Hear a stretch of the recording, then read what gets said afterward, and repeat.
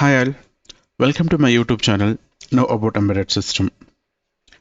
In today's video, I'll show you how to generate interrupts from various peripherals. But in this video, I'll show you only one peripheral, that is from the timer. So interrupts can be generated from various sources like timers, UART, ADC and so on.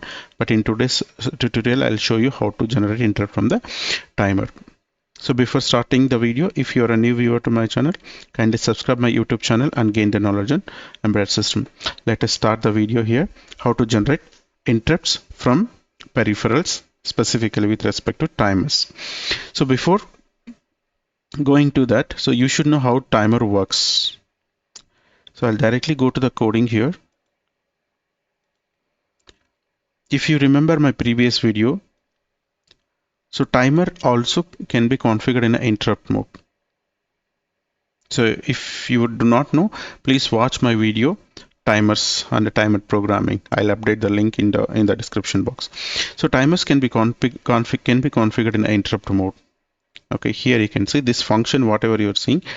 So this function is going to configure timer in a interrupt mode.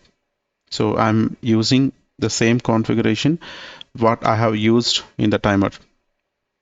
So I'm configuring PR as a 23 and MR0, nothing but match 0, match register 0 I'm using for 5 seconds. So here you can see I'm using a match timer in a compare mode, or you can say in a match mode, and I'm going to generate interrupt for every 5 seconds. I have configured compare mode and I'm going to generate interrupt for every 5 seconds. Here you can see the line number 24, whatever you're seeing, this is used to generate interrupt for every 5 seconds. So MR0 in interrupt mode and in the repeat mode. So it should be like this. MR0 in interrupt mode and repeat mode. So bit number 0 will generate interrupt and bit number 1 will generate repeat mode. Okay, then after that these two instructions are used to reset the counter and enable the timer.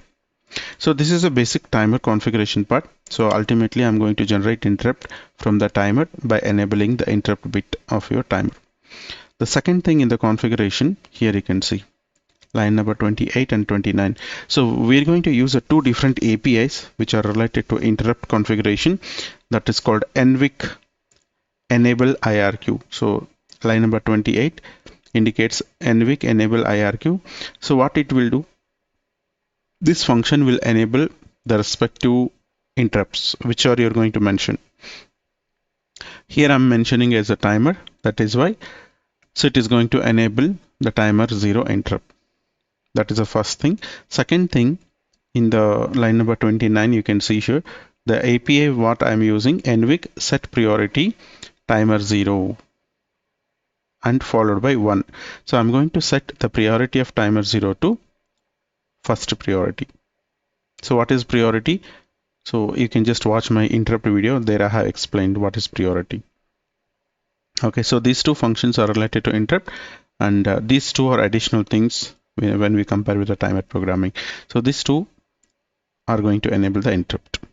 Okay, first thing. Second thing, here you can see line number 32. I have to write one service routine, nothing but interrupt handler.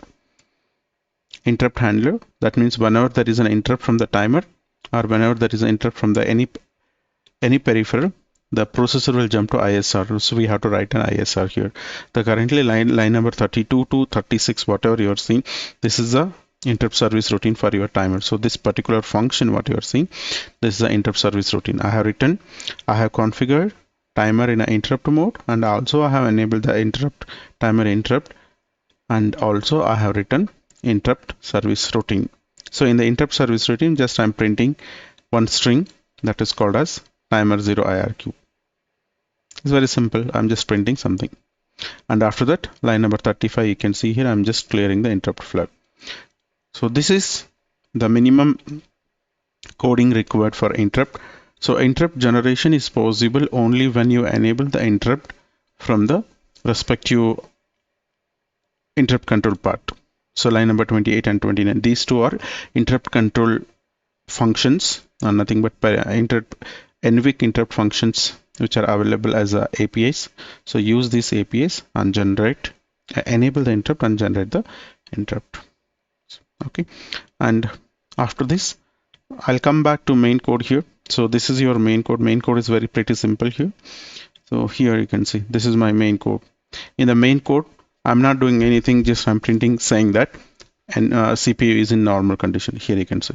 So I'm just printing one simple string called as a normal. So in a terminal, so continuously it is going to print as a normal, but whenever there is an interrupt, so whenever there is an interrupt, so it is going to print something called timer 0 IRQ. That's it. Okay, so additional thing what we have to understand, only these two functions and this function. Rest all, it is similar to our timer configuration.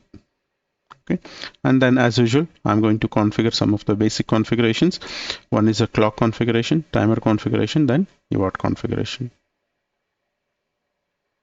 Okay, so this much is the coding for generating the interrupt. Now let us compile this code and we will check whether will it work or not.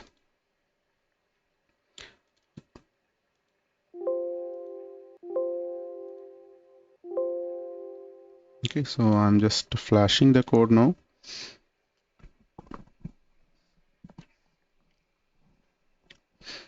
So let us check.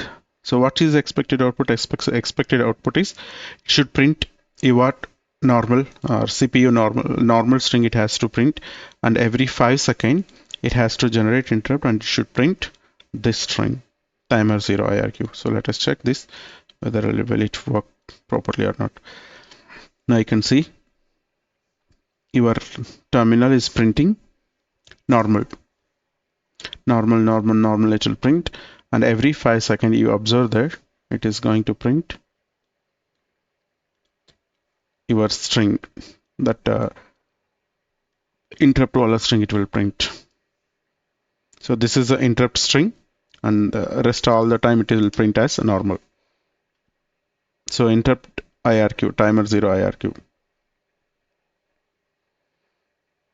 So timer 0 IRQ. So like this, you can generate interrupt and you can write ISR, and processor will go and execute your interrupt service routine, and again it will come back to main code and it will start executing your main code. So this is interrupt part. So I hope this video is clear to all. So if you feel this video is an informative video, please click on like button and subscribe my YouTube channel. Thank you for watching.